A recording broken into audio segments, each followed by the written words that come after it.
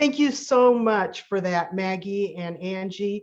It's an honor to be here with this wonderful community. I remember being so excited when I saw the Joy of Eating Club start, and I have very much enjoyed it. I think it's an amazing initiative, and I am so happy to be able to welcome all of you that are here on this call today. So what we are going to be doing first is the easy tofu turkey loaf. Now, this loaf has two parts. It has the tofu part, and then it has a stuffing. You know, turkey always has stuffing, right? So we're actually going to start by doing the stuffing so that it's ready when we get to that stage of the tofu loaf. So the first recipe is going to be the pineapple cranberry stuffing.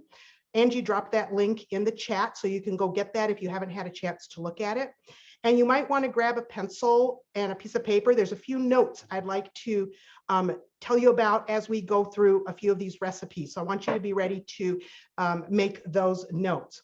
Now, this pineapple cranberry stuffing is a little bit of a fancier sort of stuffing. As most of you know, stuffing can be very simple. It can be just bread, onions, celery, and sage. And you really can go from there with your bread stuffing. But this one's a little bit fancier. It's one of my kids' favorites because it has some fruit and some nuts in it and makes it extra festive. So if you'll take a look at that recipe, the first thing that we do in that recipe is we're going to saute the onions, celery, and mushrooms together. So I've got my pot going back here, and we're going to go ahead and get those in the pan, and then we'll let that kind of saute as we mix the rest of the ingredients into our bowl. So I'm going to start by showing you what we're doing here. We have all our ingredients right here, and I'm going to start with the mushrooms, the celery, and the onions. And I'm actually doing a half recipe quantity. So if you're like looking at the amount that we're making, know that the recipe you have is twice this much. It's enough for a holiday meal. Now, this recipe, because it's a holiday meal, has a little bit of smart balance in it.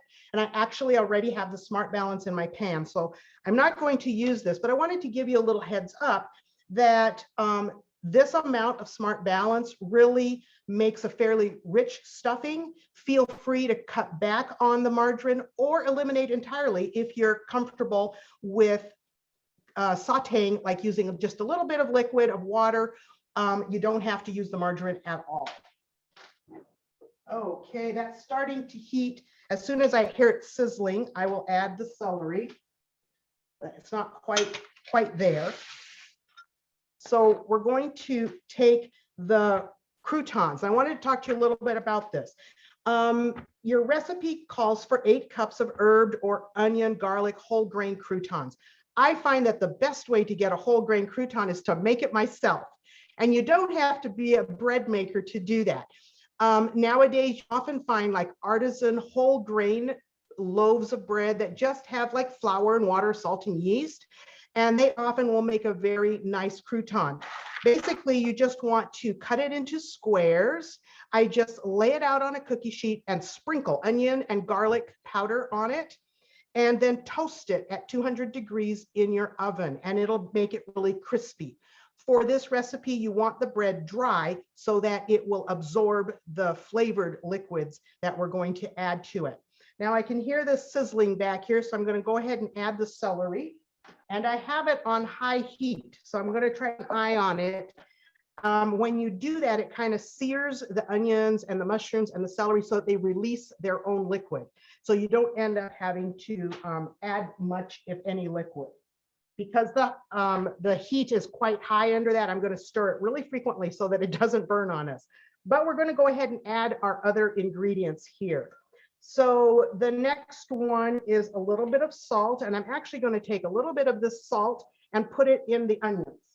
I learned that little trick from Barbara Kerr, who used to do a lot of cooking demonstrations on 3ABN. But if you put just a little bit of your salt in with the onions, it really helps bring out the onion flavor. I'm also going to add here, I have sage and oregano. So I'm just going to sprinkle that over my dry bread, and I'm going to put all the dry ingredients in first. These pecans are just chopped and toast it in the oven on a cookie sheet for about 20 minutes at 240 degrees. That way you don't have to be stirring it all the time. That's starting to release a little bit of liquid, but I'm going to add just a little bit of water to my pan to release the brown, the caramelized onions on the bottom. I'm turning the heat down now so that it can just soften up the onions, the celery, and the mushrooms, and brown them just a little bit before I add them to the rest of my ingredients here. So I'm going to add the dried cranberries. That's always a special holiday part. And then I like to just mix my dry ingredients before I add the wet pineapple.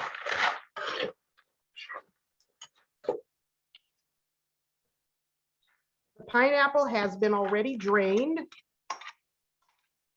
I just poured it into a colander so that you didn't have too much liquid in here. I'm just going to stir it up. And that's almost everything. We're going to add some water as soon as we add the sauteed onions and celery. So I have a little hot pot. I'm just going to turn it on.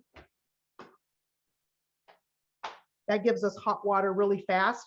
It's actually something I found at a thrift store for like $5, and I find that it really helps me make recipes faster in the kitchen. Like if you need hot water and you use a hot pot, you don't have to wait for it to come to a boil on the stove. So let's give this a stir. Just a little bit more water.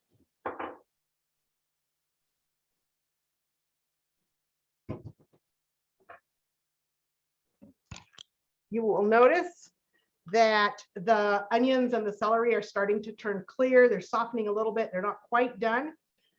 And it sounds like my water's pretty hot. So I'm going to go ahead and measure it into my measuring cup. So we'll be ready to mix it in a minute.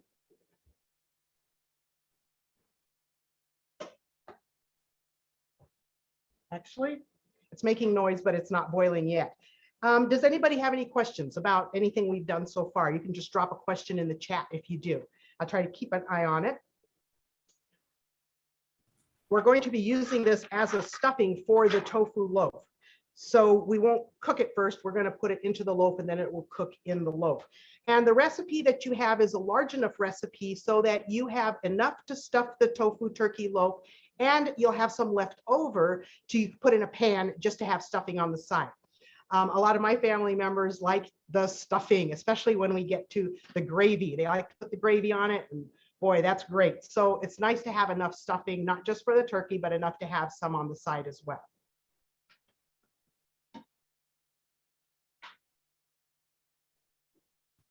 We've got a couple questions in the chat. Okay, what bread did I use? Well, the bread I used is my mother's homemade bread.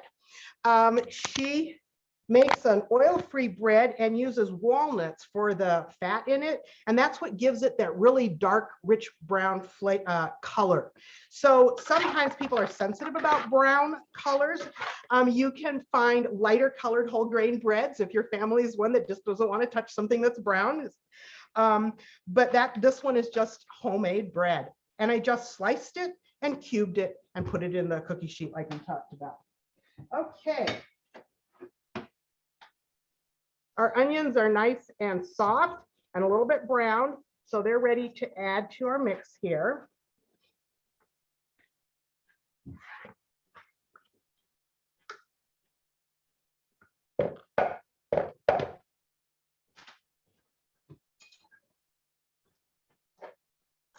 So just going to mix this up, and now it's ready for the water. My water is boiling now. So we're going to measure about a cup of water. And then we're just going to add part of it, just kind of, drizzle it over and then mix it up, because you don't want one part of it soggier than the rest.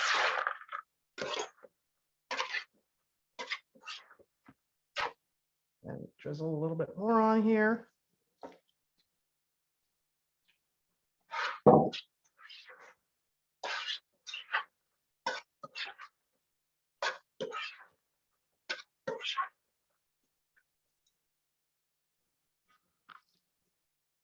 There we go.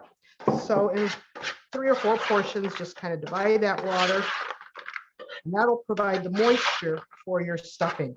The part you put in the oven, you might just want to cover with tin foil so that it doesn't get too dry. And it only needs to be heated for 15 or 20 minutes in a 350-degree oven. So that's the stuffing that you'll use as a side. We're going to put this aside though, because we're going to be using it in our tofu loaf. So give me just a second to pull over the ingredients for the loaf. You might want to look at your recipe. It's called, let's see here. It's called Easy Tofu Turkey Loaf.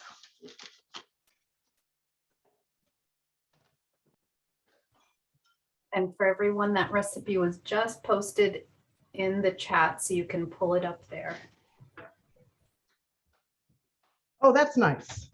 Okay, that makes it real easy for everybody. Over here. Lucia, we have a question of whether we can use a vegetable broth instead of water in the stuffing. Yes, you can. I would suggest a chicken, kind of vegetarian chicken style, if you use a broth.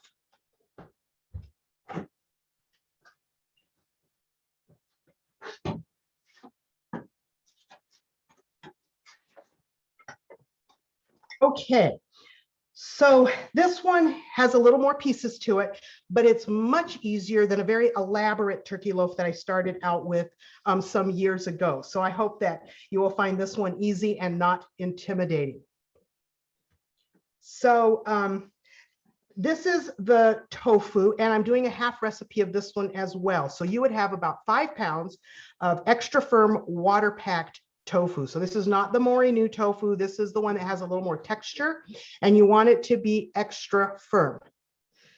So the first thing we're going to do is mash the tofu, but you'll notice that just because this was sitting here while I was waiting to get to this section of our program, this much liquid has already drained out. I'm going to pour that off because it's going to make the next step in this recipe a little bit simpler.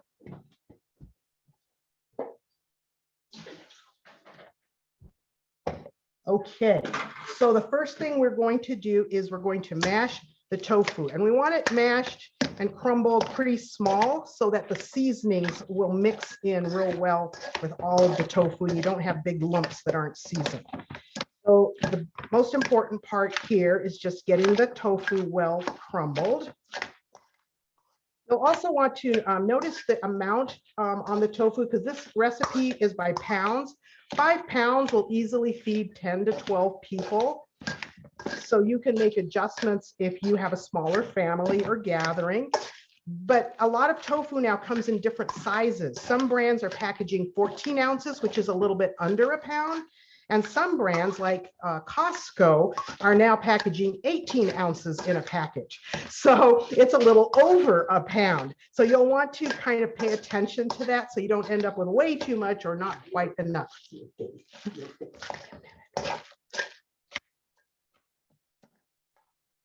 Okay, so here it is all nicely mashed. Now we're going to add the seasonings. So I have the oregano and the onion here, and I'm just going to sprinkle that over the tofu. I'm just going to mix it all together. And then we're going to press the water out of the tofu. Now, a lot of times you'll see that, you can put it in a cheesecloth, set it in a colander, and put it in the fridge for a couple of hours. But I said this was easy tofu turkey loaf. It means it's also quick. So I don't do all that. What I'm going to do instead is just take my cheesecloth over a bowl, and I'm going to pour the tofu into it. If you're doing the full recipe, you might need to divide this into 2 halves and squeeze out the water on 1 half at a time.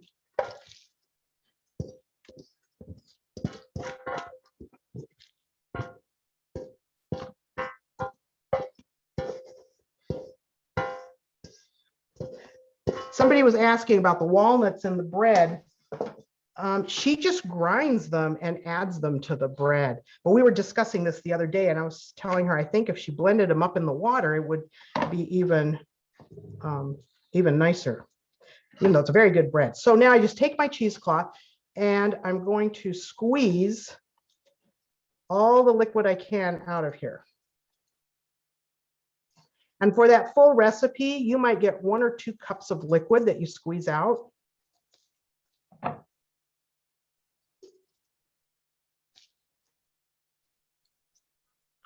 And you remember we already drained some of this water out, so we don't have as much we have to squeeze this time.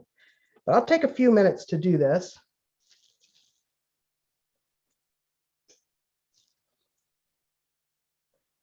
Because getting all that extra water out helps you to have like a firmer loaf. And it packs nicely.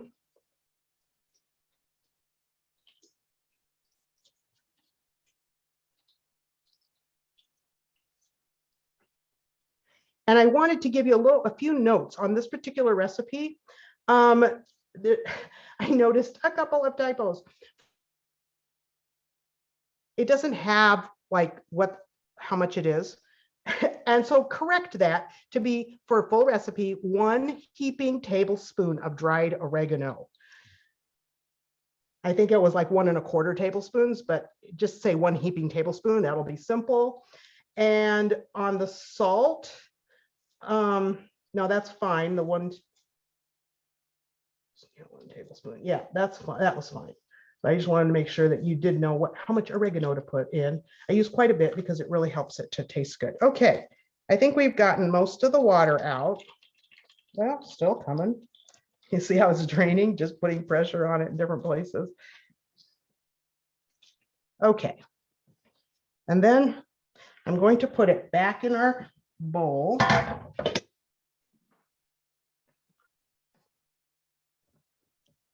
And just take it out of the cheesecloth.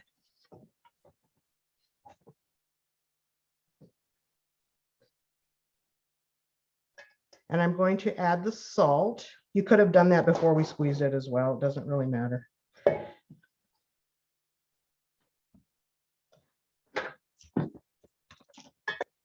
Just going to sprinkle the salt in. And you can kind of do it to taste as well. Some people might want a little more, some people might want a little less. So you can taste it. One of the nice things, you cannot taste raw, real turkey, but you can taste this kind of turkey raw. No risk of salmonella. All right. So now we're going to divide this in half and get our dish ready.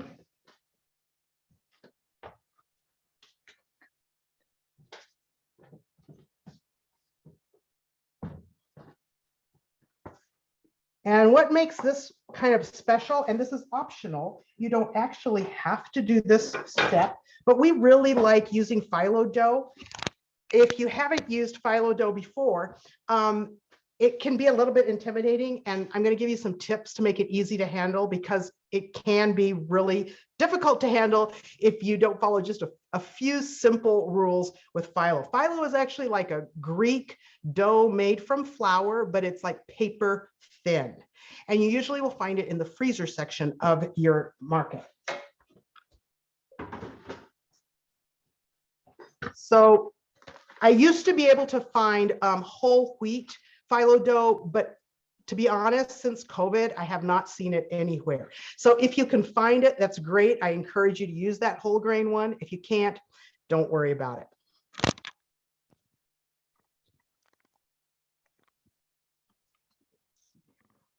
All right, so this is a common one that I've been able to find in a lot of places, and it comes frozen and inside a plastic bag. It's very important to not allow it to dry out. So I already used half of this package for the one I'm going to show you at the end. So anything that was unused, I put it back in the plastic. I put a clip on it, make sure it doesn't dry out. And then I take a tea towel and wring it out real dry because you don't want it to be drippy. But this is going to keep my phyllo dough from drying out as I'm working with it. So it's inside of its own little plastic bag. And it's kind of fragile, so you just have to be gentle with it. Oh, here we go. Little Scotch tape there that holds it closed. And I just open it up and get it laid out so it's completely unfolded.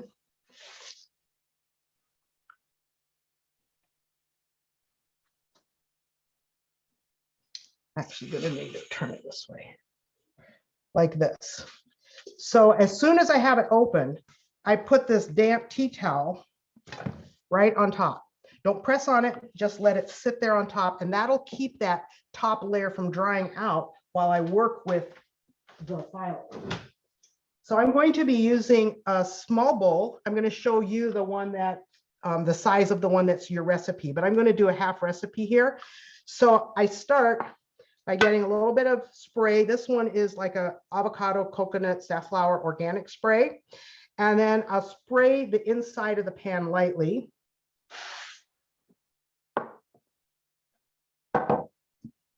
And then we'll take one sheet of the dough.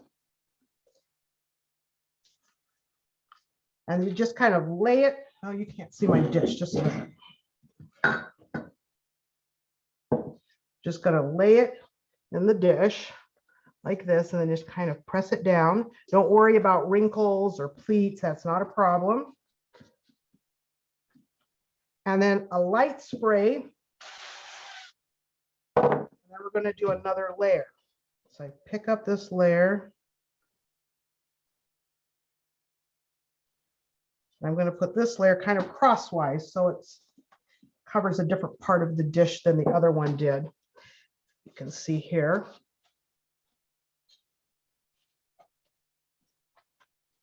Just kind of poke it down in there. And these are the layers that make this nice flaky crust. And the spray helps the different layers not to stick together. So take up another piece here and then do crosswise. Let me see if I can fix this so you can see more of my dish. Hang on.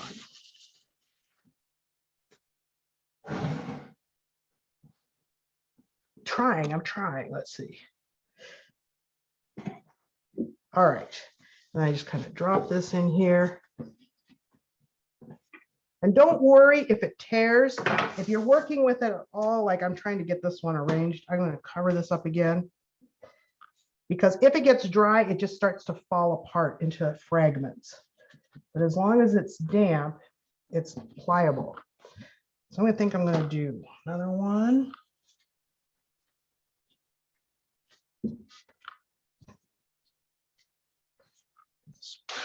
Spray pretty much every layer.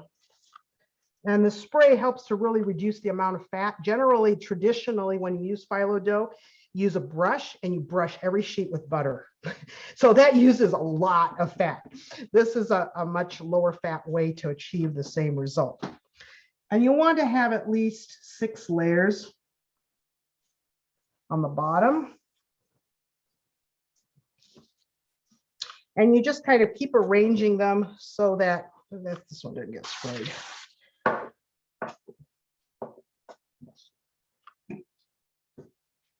So that everything's covered and you have some extra that hangs over the side because we're going to make a little border with that. All right, so now we've got the bottom layers and I'm going to just spray this outside so it doesn't dry on me. And then we're going to put half of the tofu that was seasoned into this container. This is a 9x9, which is about half of a 10x13. So this should fit a half recipe nicely. Once you get it in, kind of get it all smoothed out and level, this is your bottom layer in the turkey.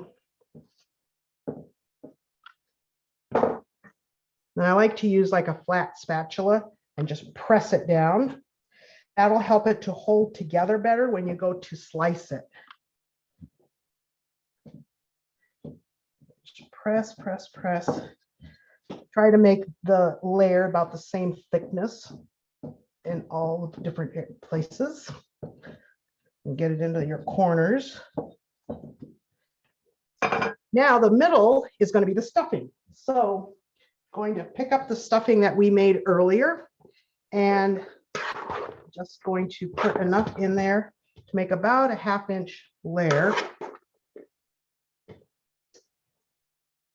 You use about 6 cups of stuffing for a full casserole dish, the big one. So this one's going to be about 3 cups.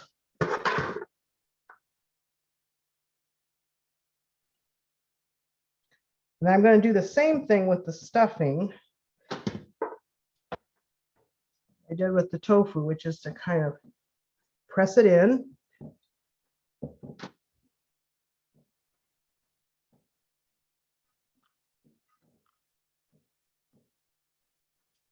Somebody asked why squeeze before the seasoning and why not after? That's a good question. I'm not sure it's critical, but it's harder, and it's like I think it mixes in better while the tofu is softer before you squeeze it. That might be one reason that it would work better, but that's a really great question. All right, so now we're ready for the last layer of tofu. So we take the other half, and we're going to put that on top.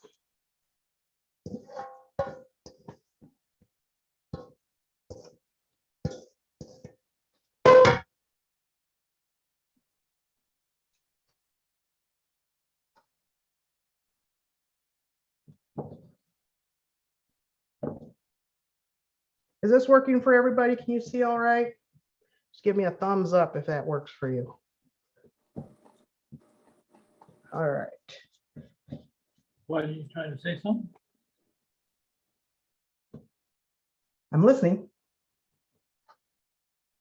Looks good. That sounds like Kay's voice, and it's nice to have you on today. That's Glad me. you are here. All right. And then I'm going to press it just like I did the other one. And that way, when you cut it, it'll hold together quite nicely and make nice slices or squares, however you decide to serve it. All right. So now we're just going to top it with a few more pieces of phyllo. Oh, before we do that, sorry, one more step. And that is we're going to use the basting mixture. So the basting mixture is the soy sauce and the toasted sesame seed oil. It's important that it be the toasted sesame seed oil. You can get sesame seed oil that's not toasted, but it does not have the flavor that we're looking for here. And then we have some lemon juice, and we have our garlic powder and turmeric. That all goes into this to make the basting mixture. And this is a lot of the flavor. You know, tofu is wonderful in that it'll take up whatever flavor you give it. And so this is how you're going to give it flavor. So I'm just going to whisk it up so it's mixed up really well. And then we're going to drizzle it on top of the tofu loaf before we put the cover on. And this allows the flavors to bake into it.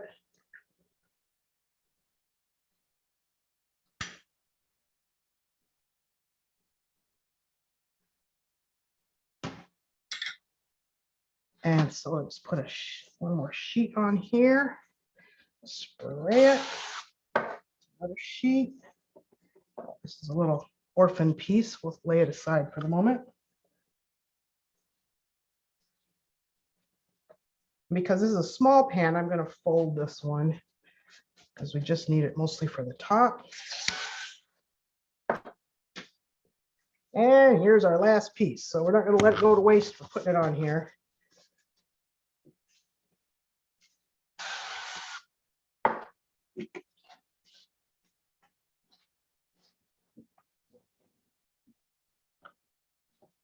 All right. And now I'm just going to pick up the crust that had kind of flopped over the edge of the dish and just kind of roll it into the middle. make a bit of a crust. And don't worry about it needing to be too neat. It may break on you a little bit. It's not a problem, and I'll show you why in a little bit.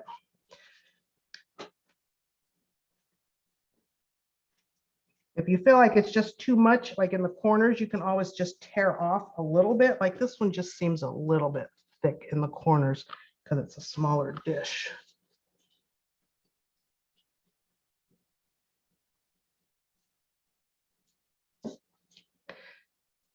And just kind of roll it up.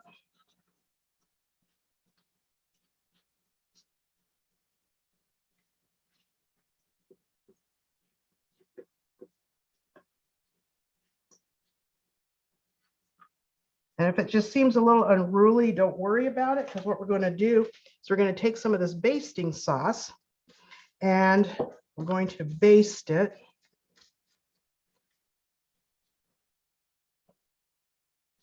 Just use a little brush.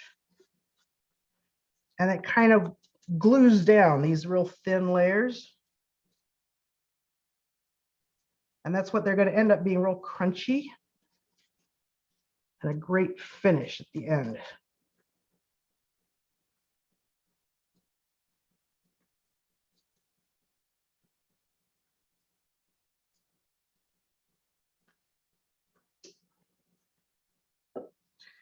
And then you can just kind of work it a little bit if you need to.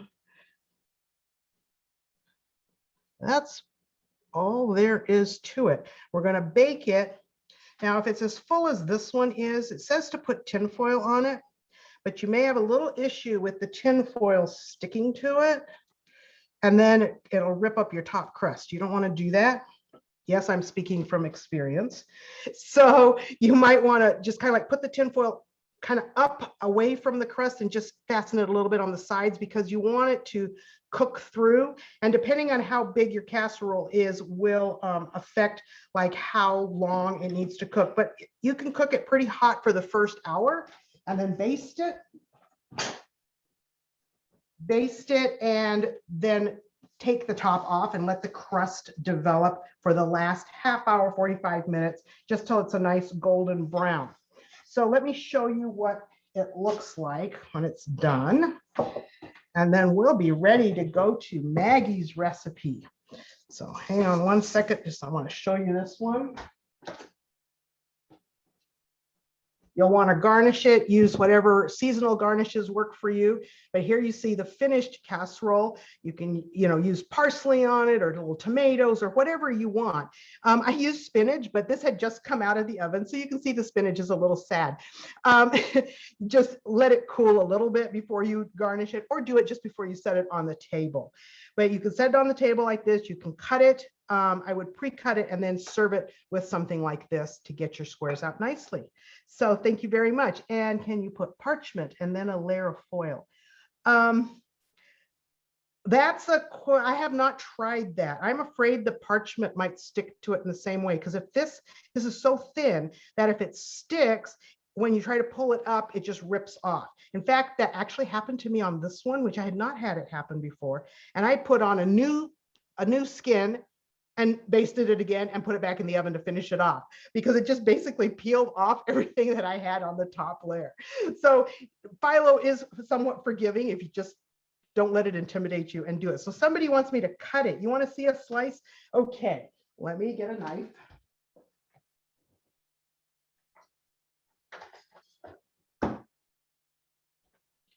And let's try a corner here, maybe. The first slice is always the hardest one to get out looking nice, right? So you guys will be forgiving.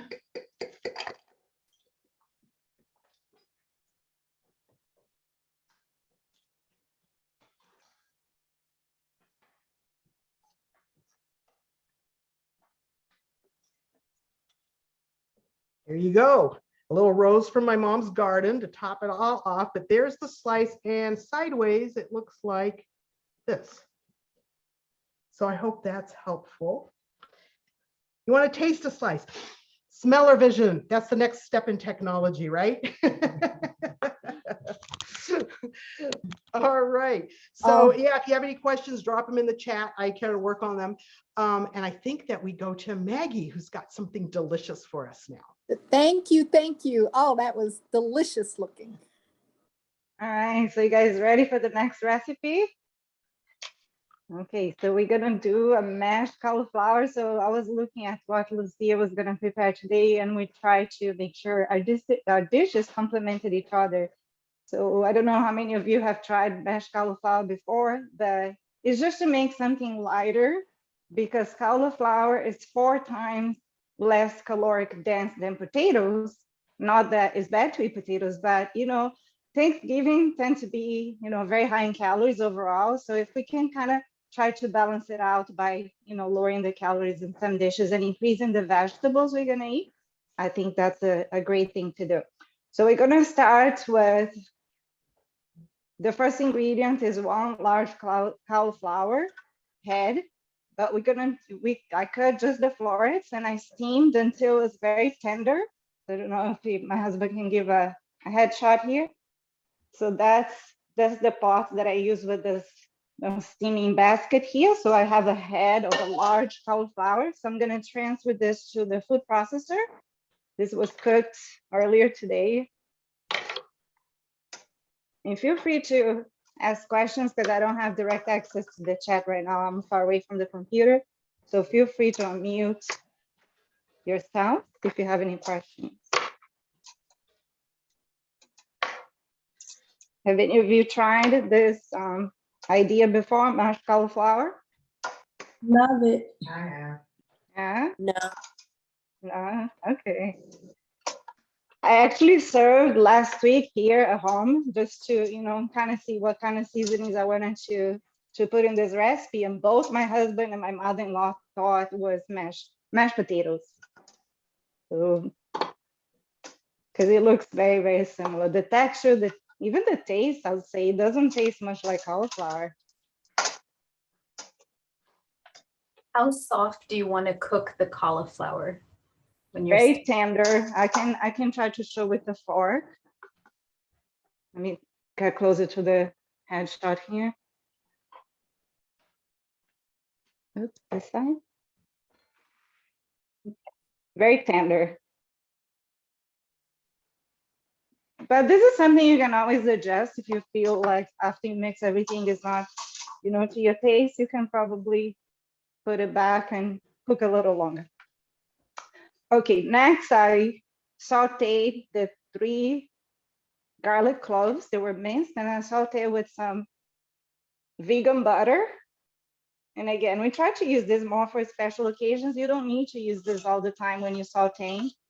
Like Lucia was saying, we can saute it directly, on the hot pan. But this is just to add like a little special flavor to the dish since we wanted to feature holiday dishes. Next ingredient, a 1/4 cup of Brazil nuts. This is optional, but I like something crunchy in my food. And this adds more nutrition too. Next is a 1/4 cup of unsweetened plain soy milk. Make sure it's plain because you don't want your mashed cauliflower to taste like vanilla. So make sure you don't make this mistake. And then salt to taste. I would say start with 1/2 teaspoon. And then you can taste and adjust. So I'm gonna blend this until it's well combined and very soft.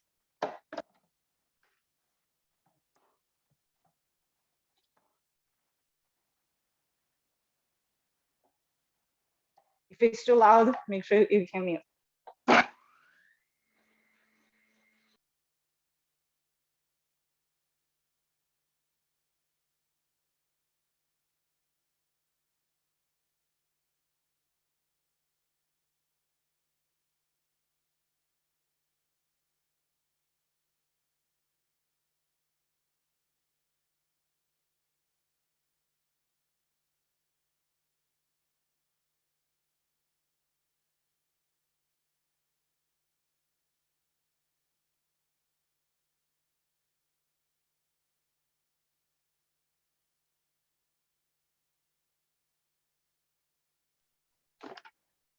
So that was about 40 seconds processing until it's very everything is well combined and the dish is pureed. So I'm gonna show you the consistency here. You can always puree more if you want to. I'm gonna transfer it. I like to do it, transfer back to the pan where I sauteed the garlic just to pick up all any leftover flavor that was there. But for the sake of time, I'm gonna transfer straight to the serving pan so you guys can see what it looks like.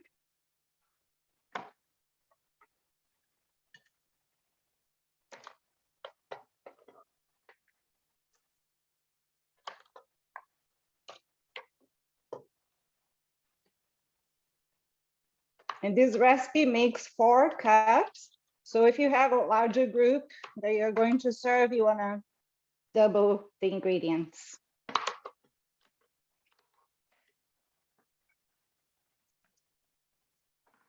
Any questions?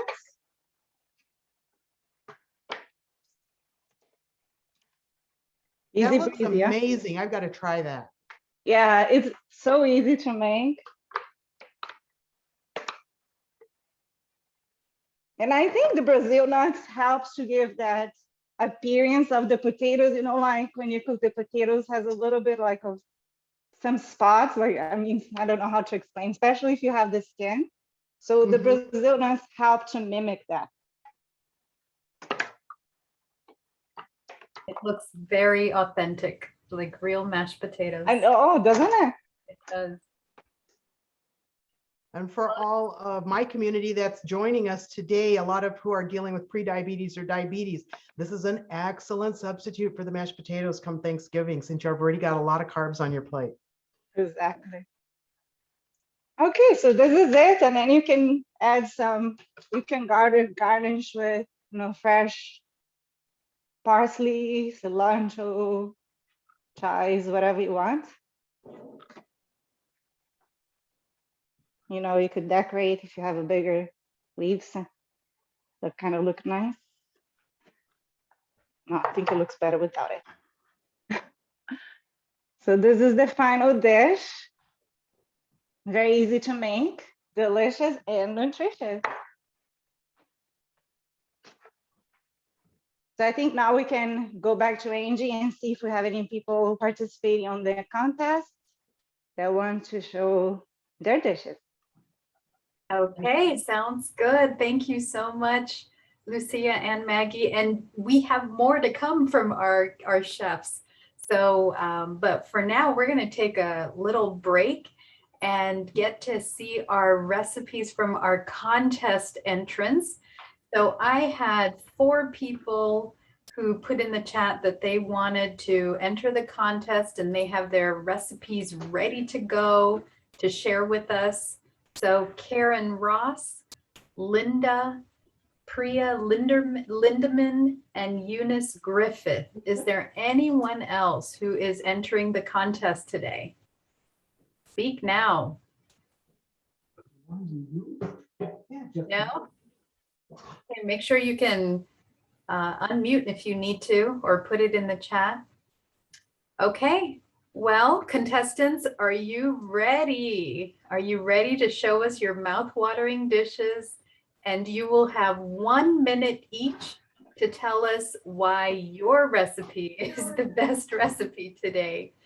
So let us know what in fact, I would like for you to tell us again your name, where you're coming from, where you're joining us from, your recipe's name, and tell us why you should win this contest today. Why should we give you the Instant Pot?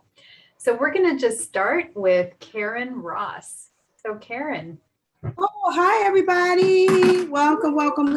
Well, my recipe is called Upside Down Ginger Caramel Apple Coconut Maple Whipped Sweet Potatoes. And it's 7 steps. And this recipe is so delicious. Let me see if I can share it real quick. This is it. Just look down.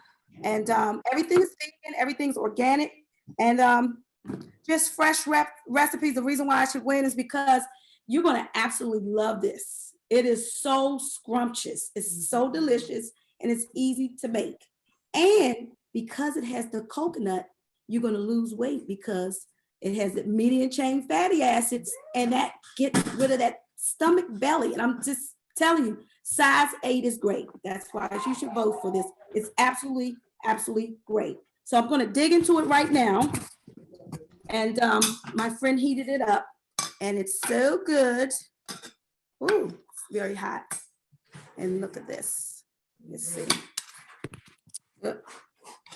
There's the apples at the bottom. I got that idea. And let's just taste it. Let's see. I'm telling you, you're home. You're in heaven. You showed them how it The was before? bomb.com. Excellent. All right, thank you. Thank I'm you. good. Karen. Wonderful. Okay, it's already being in demand. That looks wonderful. So Karen's recipe again is upside down ginger caramel coconut whipped sweet potatoes. So you might win just because of the name is so exciting, but I'm not going to sway the voters here because we've got 3 more to go. And Karen, I hope you can send us that recipe too. We'd love to include everyone's recipes. It But It's tasty. yeah, let's go to our next contestant. We have Linda. And Linda, tell us, in fact, if you could let us know your last name as well. Where are you coming from? What's your recipe? We're ready to see it. Hi, my name is Linda Coe and I'm from Massachusetts. This is my pie. It's a savory pie that is kind of like a quiche, because I know that a lot of people, when they go plant-based, they miss having the dairy or the cheese. So this is a savory pie. There's only 1 slice left because I made it earlier and my husband ate most of it. So unfortunately, this is all I have to show of it. But it has palm hearts, olives, tomatoes. You can put onions or any type of vegetable that you like, and it just has a crust, and then it has the filling, and you can use like a cashew cream, or sometimes I use like the Vegenaise to kind of make it creamier. And it's a family recipe that we've kind of modified over the past few years to make it plant-based. So I hope you enjoy it if you get a chance to try making it. Thank you. Wonderful. Thank you so much, Linda. It must be good since your husband's eaten all but one. I'm glad he saved that 1 piece for us. We can all take a bite of that. All right. Thank you so much, Linda, and your savory pie. Okay. Next, we have Priya Lindemann. Priya, where are you joining us from, and what have you got to share with us today? Oh, you are on mute. Okay, can you hear me now? Yeah. On myself. Okay. Can you hear me? Yes. Okay, so I'm joining from New Jersey, and the dish that I'm sharing today is my holiday dinner roast. And this is what it looks like. And there's 2 big reasons I think that this dish should win. 1, because it's super easy, and 2, it's delicious and it's loved by everybody, vegetarian or meat eater. So the reason it's easy is because it's made in just 1 big bowl, and it's also made in just your food processor. So every single ingredient today in this dish is processed in the food processor, and then you dump it in a big bowl, mix it up and put it in the pan and bake it in the oven, and that's it. It's so simple, and it's just so beautiful also to look at, that plant-based people will appreciate it, but also people who aren't plant-based, who kind of think that plant-based food is dull and boring and tasteless, they're gonna look at this dish and they've always wanted to try it. No matter who I show it to becomes inquisitive because it looks a lot like a meatloaf. So one of the things that I've noticed is that when I make this recipe, I have a lot of meat-loving people and people who are just inquisitive about meatless meals ask me for the recipe. Even my brother, who is a chef, is not a vegetarian. He wanted the recipe for his vegetarian clients. So not only is it easy, remember 1 bowl. Sorry about that. one bowl, one pot, but it's also just so simple and it's versatile. If you don't have walnuts, use pecans. If you don't have chickpeas, use another bean. If you don't have sage, use thyme. Any bread will work. So that's it. Easy, beautiful, and delicious. And that's why it should win. All right, thank you, Priya. And we have a question of what's the main ingredient in there? The main ingredient is chickpeas, breadcrumbs, and walnuts. Great, thank you so much. We appreciate the amazing presentation of it as well. Okay, so there's our third contestant, Priya, and her sous chef next to her. Thank you for sharing with us. Let's go to our final contestant for today, Eunice Griffith, with a sweet potato casserole. Eunice, tell us, why should you win this prize?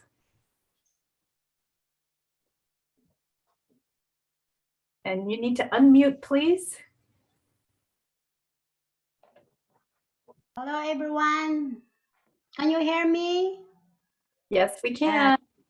Okay, this is my first time to join this program, and I am presenting my recipe today. It is made of sweet potato casserole. And this one, I will show you my sweet potato casserole. This one. Can you see it? Yes. Everybody can see my. Yes. Yes, it's looking Good. very delicious. It's nice and it's very delicious. If you are here, you can try everything. Okay. All right, so what makes your sweet potato casserole special to you, Eunice? Because this is a very easy to make, and this is a very healthy because it is made of all plant-based ingredients. I did. Oh, okay. Okay, wonderful. Thank you so much. All right, so we have, those are our 4 contestants. Now, do we have any late entries coming in? Any other contestants? Okay, I don't see or hear anyone. We're gonna lock in our contestants here. And now what we're gonna do, so remember these four contestants with their 4 recipes. We are going to go on and have Maggie and Lucia complete their recipe demonstrations. So don't go anywhere because we are going to vote on our contestant winners at the end of the program.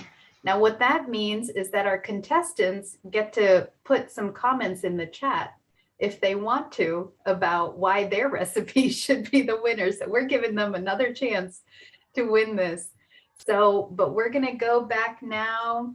I think, are we going back to Lucia? Yes. And then we'll have Maggie. And so we have 3 more recipes to learn, and then we'll have our voting. All right. Thank you all contestants. They all look amazing. We're really excited and appreciate you sharing with us. That was so fun. That was a great idea, Angie, to have that contest. It was fun to see what people have come up with. So this next recipe is the Portobello mushroom gravy. And this is like my kids' favorite. They put it on everything. They like it on the tofu loaf. They like it on stuffing. And some people just kind of eat it straight. I'm not recommending that because it is a little rich, like our extra special holiday dishes we have today. But we start by sauteing the mushroom and the onion together. So I got that started while we were doing the other parts of the program because it's exactly like how we did the onions and mushrooms for the stuffing. So I put a little bit of margarine in here. Once again, you could do that without the margarine, but I will tell you that if you want a rich tasting gravy, you probably want to put a little bit of the margarine in at least for this, because that is really part of what gives you the mouth feel of the rich gravy. So this would be like one place I probably would use the margarine, even if you leave it out of some other things in the meal. So you can see here that they have gotten soft. Turn it up a little bit here. And you basically want them to get brown. And so I've just turned my heat up because they won't take very long to brown now. And as soon as they start to caramelize just a little bit, we're going to add the flour and then brown the flour. This is kind of based on a traditional type of brown gravy. A lot of times we don't do this brown flour gravy very much anymore. People often buy packets for gravy, or you get pre-made gravies. But this is kind of the way gravy used to be made. And it does lend a real, some real body to the gravy. So I really like it. As you can see, it's sizzling away. And while it sizzles, I'm going to take this opportunity also to share with you how you can contact me if you are interested after this program. So I'm going to just, can I share my screen for a minute, Franklin? Will it let me do that? Let me try. Yeah, you should be fine to do that. Okay, so just real quick, it's easy to remember. It's theharvestcook.com. That's my website where I put up new recipes on a regular basis, as well as a lot of educational articles about transitioning to a plant-based diet. How can you do it? What does it take? I have sample menu planners for free right there on that home page as you go to that. And you'll also see I have a download for the recipes we had today, and is actually the packet that you download there might have a few extras in it. So you can also check that out. As Maggie mentioned, I have 2 cookbooks. You will see the Flavors of Health is also right there on the homepage on my website. So that's a really good way to see what some of the resources are for doing plant-based eating. But I would like to encourage you, even if you don't need the meal planner, there's like a little box on the right side that says free meal planners. I've got a meal plan for a week and several different components that can really help you with menu planning. Even if you don't feel like you need it, go ahead and sign up for it, because that's the best way for you to hear from me when I have new resources coming out.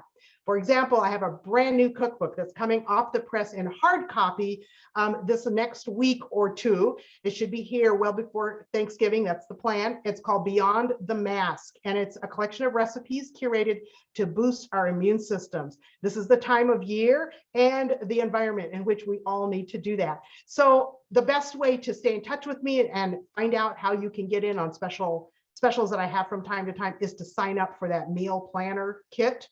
And you will get that for free. And then it also allows you to stay in contact with me. You can also email me at lucia@theharvestcook.com. So it's really easy. So as you can see, it's starting to dry out just a little bit back here. And so what we're going to do is add the flour. And we're going to brown the flour. And it looks kind of funny and it gets like all lumpy, but that's okay. It's the way it's supposed to be at this stage. And I just kind of coat the mushrooms with the flour. And then I keep it moving. And this is why I like to use a metal straight edge so that you can make sure it's not burning on you on the bottom of the pot as it browns. You can scrape it clean. Whoops, sometimes I'm messy. But just keep it moving till you'll smell that the flour starts to get a little bit of a nutty, just a little bit like a roasted flavor.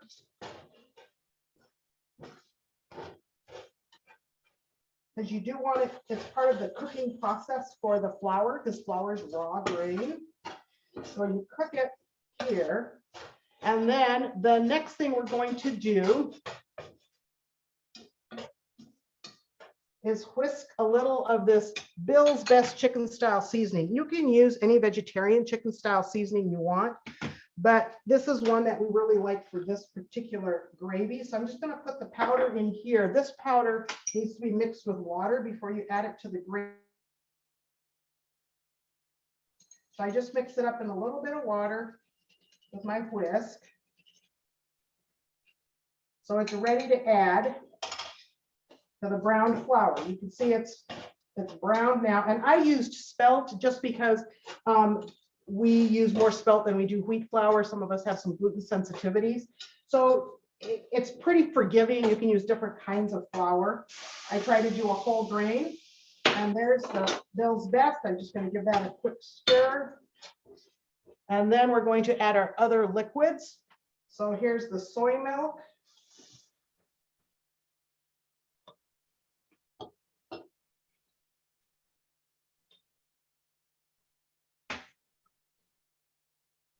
And then you have to stir this one until it comes to a boil and thickens. Oops.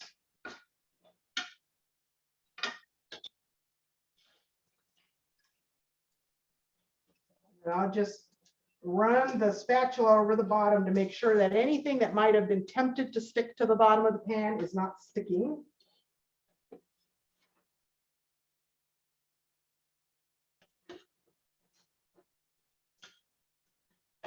And then I'll just keep moving. Gonna add the water. And let's see, it looks like I didn't get all the salt in. I'm gonna put the rest of the salt in now.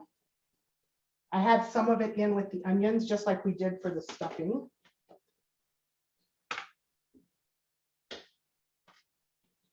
And I'm going to add some water.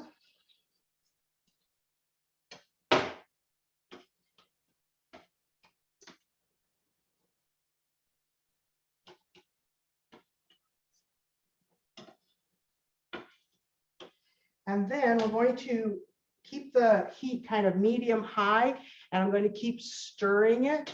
And this was always the kids' job on Thanksgiving, was to stir the gravy, because it can take a little while, and you're going to want it to come to a boil. And as it boils, the flour in it will start to thicken it. So then after it starts to boil, turn it down to a simmer and just let it simmer really low for 15 or 20 minutes. It kind of reduces the gravy and just makes a really nice thick gravy. If you need to add a little more water, you always can, but it makes a very, very nice gravy. And so that's all there is to the mushroom gravy. You might also make a note in your recipe, when it talked about mushrooms, both for the stuffing and for this recipe, there was like a suggested 2 medium portobello caps for 2 cups of mushrooms in the stuffing, or for this one, it's 2.5 cups of cubed. If you want to know how many mushrooms to buy, it just depends on the size of your mushroom. But if you get the big portobello mushrooms that are like 4 or 5 inches across and probably this thick, one of those mushrooms is often 1.5 cups cubed, just to give you an idea. Because I find I'm at the grocery store and I'm always like, is this enough mushrooms? And I can't come back. And I usually end up with more than I need. But I just wanted to give you a little bit of an idea of how much mushrooms you would need for that. Does anybody have any other questions on the gravy? Can you sub almond milk? Okay, that's a really good question. I prefer for this recipe to use the Silk original soy milk. It has more weight to it, it's richer, and it gives a better texture. The almond and rice milks tend to be too thin for this gravy. Add a little bit more flour to thicken it, and it's not going to just have the same mouthfeel. So yes, you can, but it won't be quite as special. Okay, I guess that's what I'd say. You can see it's now boiling. So I'm going to turn it down and just let it simmer here. Don't let it boil over. Come on.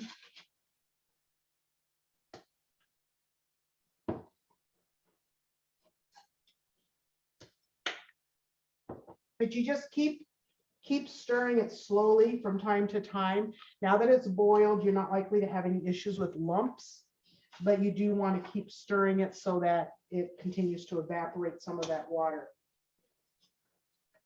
I don't want it to boil over, so I'm going to just move it off here for a second. So there was another question here, Bill's Best. Let me show you what I'm talking about. Bill's Best chickenish, here we go, is a chicken style seasoning. And it's just one of the many that you can get, but it's one that I use for this particular recipe especially. You can get it on Amazon as well. So I hope that's helpful. Yeah, it's a powdered seasoning, so it's not really stock, it's not really flour, but it has a consistency kind of like flour, and that's why I mix it in the water before I mix it into the gravy. Okay. Let's see if anything else. Okay, that looks like all the questions. I'm going to turn it over to Angie because we don't have a lot of time left. We still have a couple recipes. If you have questions, you can just drop them in the chat and we can also deal with them at the end.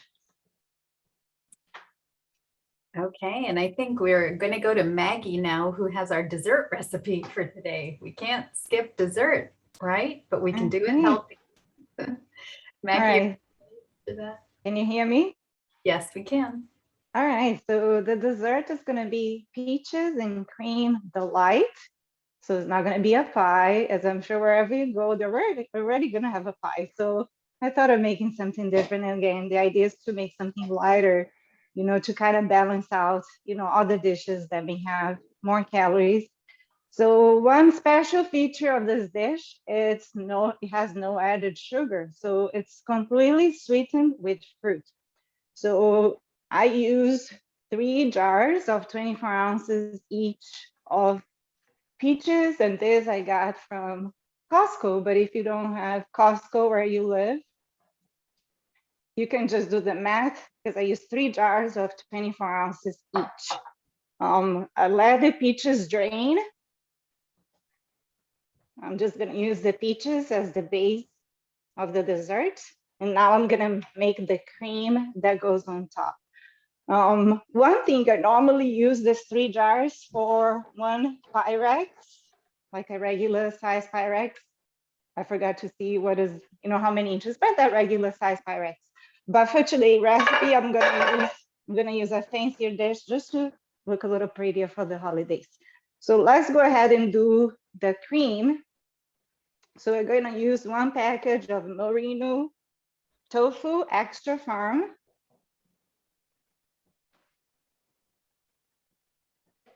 So it has to be this brand. I mean, not this brand. It has to be this type of tofu, and some of the water is draining here. If you use the traditional tofu that comes in the liquid, it's not gonna work. So this you need to use the Tetra Pak one. So this is the merino brand. I'm not sure if they have all the brands that do this type of tofu, but that's the one we're gonna use. 1 can of coconut milk. 6 tablespoons golden raisin. 1 teaspoon of vanilla extract. 1/8 of a teaspoon of salt. So a tiny little pinch, and that's it.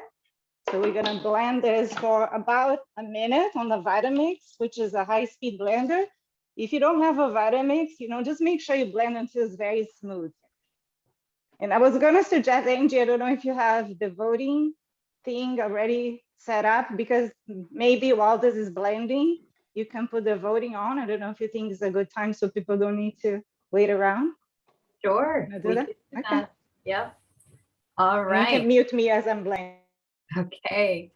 All right. So while we watch that, we are also going to open up the poll here to vote for our contest winners. So you should see it on the screen. Select your top choice for the recipe contest. And we have Karen Ross, the name says it all, upside down ginger caramel coconut whipped sweet potatoes. Linda Coe has presented our My Husband Ate It All savory pie. Priya Lindemann is sharing with us They Don't Know It's Plant-Based holiday dinner roast. And Eunice Griffith, This Will Make You Happy sweet potato casserole. So go ahead and vote for your favorite. You can only vote for one. Unfortunately, I'd love to vote for all of them, but we'll give you a few more seconds. We've got a few more people still thinking about it. Okay, a few more seconds to go. And Maggie is ready with our dessert. So we are going to close the poll in 5, 4, 3, 2, 1. Okay. All right. Do we want to share the winner? You want to hold until the end? Well, Or let's do go you- ahead and share. Okay. Okay, so our winner is Priya Lindemann with her holiday dinner roast. Congratulations, Priya. We will be getting in touch with you to send you your brand new Instant Pot. And to our other contestants, congratulations. They really looked wonderful. We'll be getting in touch with you too, because we want to send you a special gift too for participating. Thank you so much. And we're back to you, Maggie. All right, so congratulations to the winner. Congratulations to everybody that participated. I want to try every single one of those dishes because we feel inspired when we see the dishes and hear people talking about why those dishes are special to them. So I definitely want to try them. So we are going to finalize the dish, and let me try to move things away here so we have a nice view. So I put the peaches on this dish here, and just to show that you have options if you want to put in other types of dishes too. This little jar I saved from a coconut yogurt that I found at the store that comes in this cute little jar. So I soaked to remove the label so I can have this cute little jars to use for recipes. So all you have to do now is pour the cream.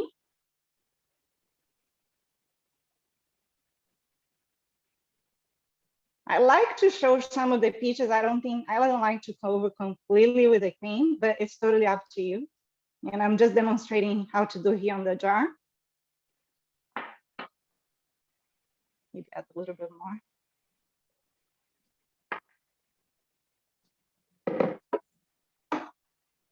And I like to decorate with something that gives a contrast. So I'm using maraschino cherries. And I found this one that it doesn't have anything added to it. So it's a very good brand. So I think that the cherries make it look very festive because it has the red color.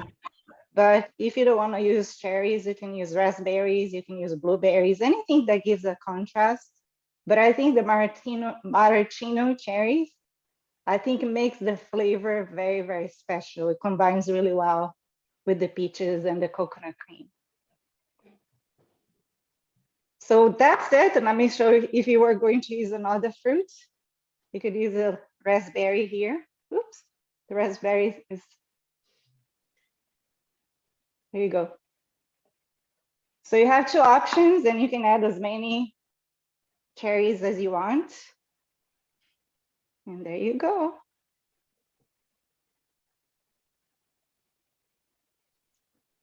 Easy breezy. Any questions?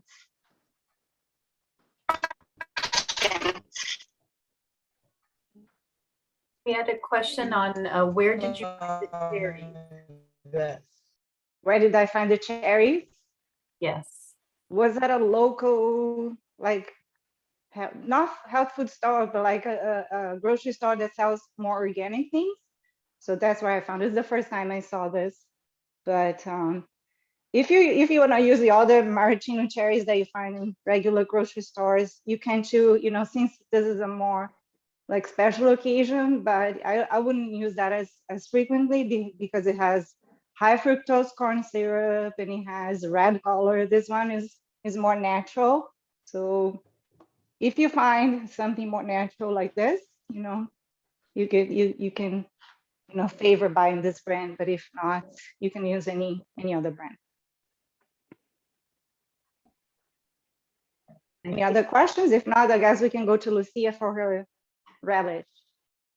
Okay, the last recipe for today is cranberry relish. What is Thanksgiving without cranberry relish? And this is a really simple one. It only has a few ingredients. I'm going to turn my camera down so you can watch me put this together. what we do is we'll start with the washed orange. I always use an organic orange for this recipe because we're going to be eating the skin. So I'll zest the orange, which means you just use a little grater and take the orange colored part of the skin off. And I'm just going to add it to my bowl of cranberries. This is one standard package, which is usually 12 ounces of cranberries. It's about 3 cups of berries. So just take this orange part. You don't want the white underneath because the orange part has all of the orange oil. And that's what's going to give like a really nice flavor to the relish, because it's your traditional cranberry with orange relish. It's a raw relish. This one is not cooked, so it makes it fast and easy.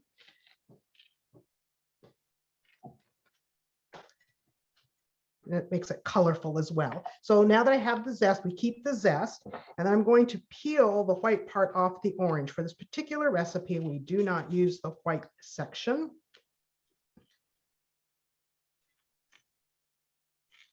Just going to take that off.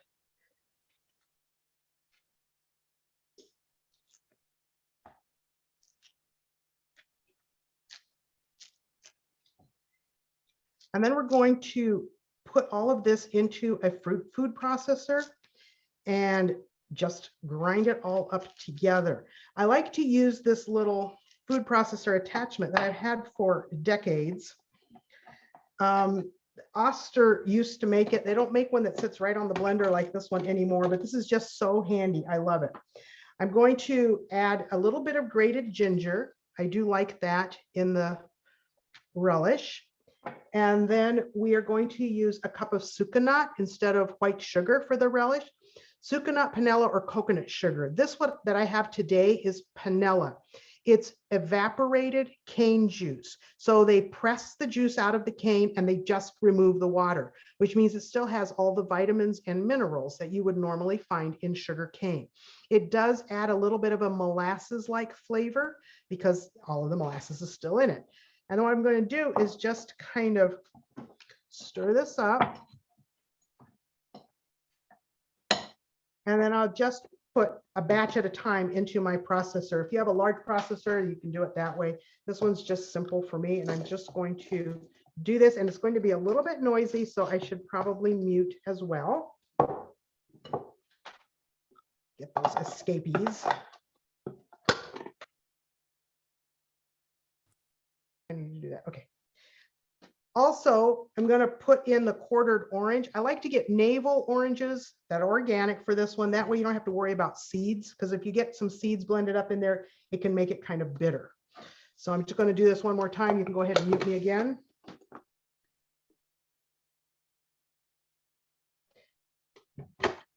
So you can see I got it kind of full. So now even my food processor is drooling as it looks forward to tasting this delicious relish. I just grind it up. You'll still have some texture to the cranberries, and then you'll want them to sit at least overnight before you serve it. It makes a big difference as all the flavors will blend together nicely as it sits. But that's all there is to this relish. It's really nice and easy. Last a little bit.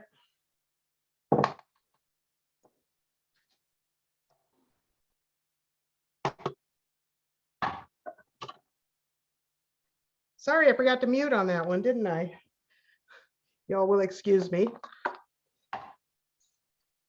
And there we go. That's how easy it is. And it's a great accompaniment to both the stuffing and the tofu loaf. So I'll just put it in a glass container and then refrigerate it and let it chill at least overnight. It'll keep in the refrigerator nicely for up to a week without any issues. Does anybody have any questions? Let's see. As coconut sugar was a substitute for sucanat. Okay, coconut sugar is made by collecting the sap. When the coconut palm puts out its flowers that turn into coconuts, there's a lot of sap that goes to those flowers, and they just collect the sap and evaporate it. So it's It's not a highly refined or processed product. It's just evaporated. And it's very similar to sucanat in terms of how you can use it in a recipe. It doesn't have the molasses bit of taste that you get with the sugar cane, but it's about the same sweetness. Sucanat is actually a brand that is made from evaporated cane juice and is not centrifuged. When they centrifuge it, like for making brown sugar, they take all the molasses out, they separate the sucrose, and then for brown sugar, they just add some of the molasses back in for color. So that's really a highly refined and processed product. So some of the less refined ones are better choice for this particular recipe. Let me see. The tool I used for the zest. Oh, okay. This one it's just called a zester, and you can pick them up usually like at a kitchen store. They're easy to find online, and it is very sharp, so it allows you just to get that orange part. And I think I actually got this zester from a Pampered Chef party, but it was many, many years ago, so I don't know if they still have it or not. Good, great questions. Where can you find sucanat? Azure Standard has panela, which is the Colombian version of sucanat. That's where I get mine. And I've also found it in certain grocery stores in the baking section, like chain grocery stores like Rayleigh's or Safeway, that sort of thing. Sometimes you'll find it in the sugar section as well, just under that name, panela.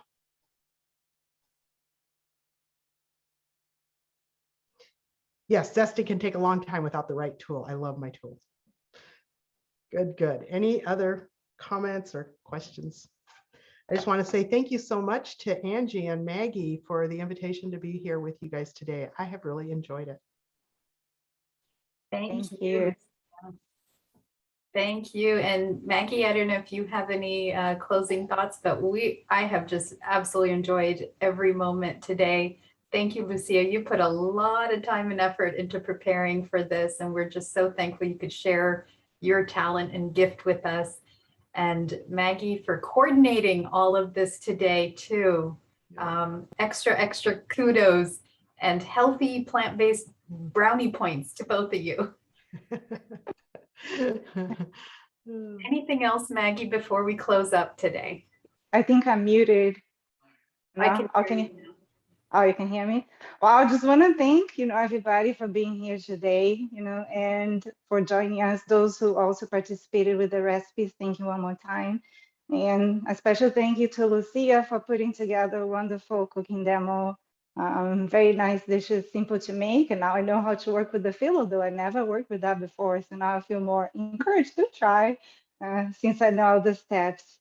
And I just wish she was my neighbor, because then we would have a complete dinner right about now. But I'm left with the dessert and a side dish, but it's okay. That would be so much fun, Maggie. We'll have to make it happen sometime. I know. Yeah, so if you guys, make any of the dishes we demonstrated today, let us know on the Joy of Eating Facebook page and join us, because we're always trying to share different events, recipes, cooking tips, how to make your dishes, your food choices healthier. So it's a great place for us to continue to communicate.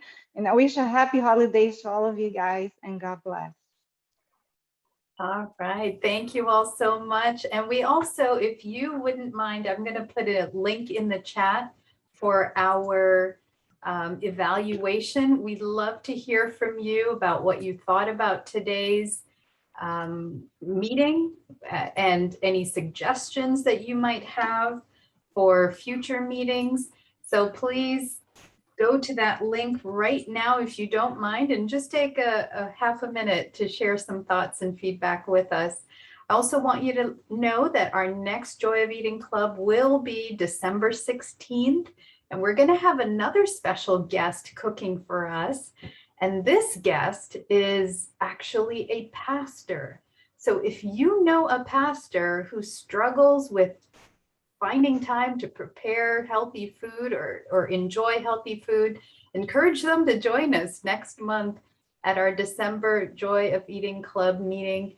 We will also have a very special announcement at that club meeting about the future of the Joy of Eating. So please stay tuned and plan to be with us. Again, that's December 16th. Yes, Lucia. I just thought, Franklin, if you want to spotlight the stove one more time, you guys can see what the gravy looks like now that it's reduced and it's kind of thickened up. You see how it gets like a really, really nice consistency. So I just wanted you to be able to see that. Thank you. Oh, I'm sorry. I had a problem showing your stove. I'm looking for your, Oh, did my camera quit? no, I don't, let's see. Oh, yeah, just a second. There it I see is. what happened. Kind of hidden. We see it. Come on. Oh, wrong one. It's not showing, is it? There we Oh, go. there you go. See? And no, somebody asked if you can substitute something else for the mushrooms. I really have no idea how you would do that. That's a tough one. One more thing, Angie, am I unmuted? Yes, you are. The person who asked about the cherries, a lot of these things, if you don't find it at your local grocery store, I'm sure you can find on Amazon. So the brand is Tillen Farms, Tillen Farms, Mary Maraschino cherries. They are very delicious.